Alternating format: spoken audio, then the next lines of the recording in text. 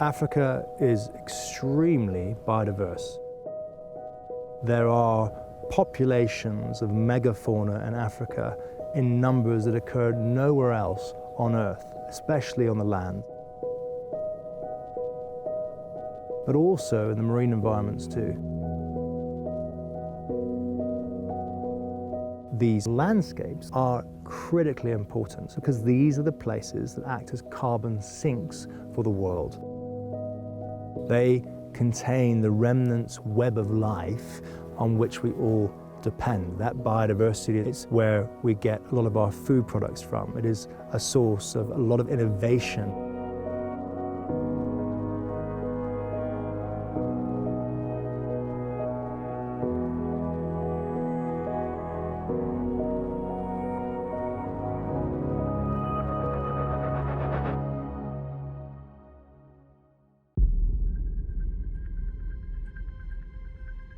The state of wildlife crime has been very worrying across Africa. It constitutes very significant loss of biodiversity and natural capital of the continent, which is actually very important because it is a key driver for economic growth across all African countries.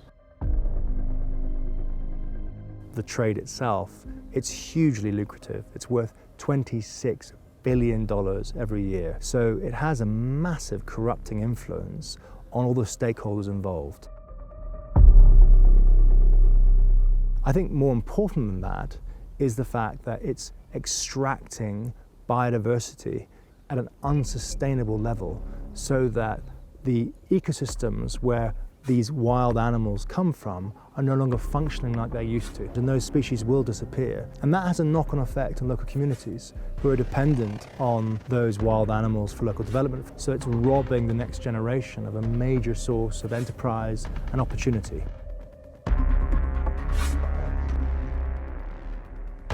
The trade is actually very dynamic. Different countries produce different illegal products, ranging from fisheries, timber products, wildlife, for example, lions, elephants, pangolins. Illegal wildlife trade is borderless because biodiversity is actually borderless.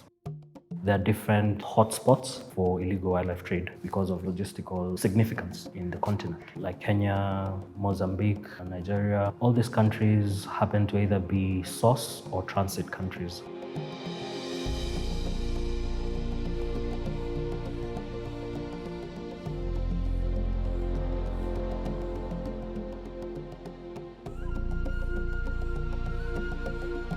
It is important to ensure that there is increased law enforcement capacity in that port.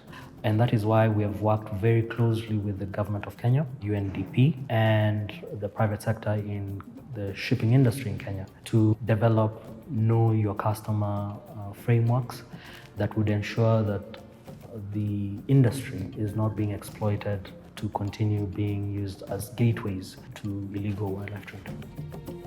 Conservation cannot be achieved by philanthropy alone.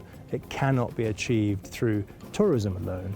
It has to be achieved by private companies investing in natural assets, in wildlife, in biodiversity, in natural ecosystems. Specifically in relation to the illegal wildlife trade, the private sector is a massive stakeholder because it's the private sector that controls the routes that the legal wildlife contraband are transported along, from the sea to the roads, railways to the air. All of these things that feel beyond our control now can be addressed if the private sector steps up and invests. There is a very significant underfunding of wildlife conservation, particularly in Africa. Corporates have a very big space there that they can invest in. We need, long-lasting commitments towards addressing IWT, and I think DP World are leading in that front. If DP World is on board, and if the others in the transport sector are on board, then we can really put in place protocols, regulations that stop the transport of illicit goods. It's up to all of us, of course, but DP World and the transport sector has a massive role to play. It's a very complicated challenge and requires the private sector, it requires the government, it requires conservation NGOs, and it requires local community engagement. And if you leave any of them out, you don't have a true solution to the problem.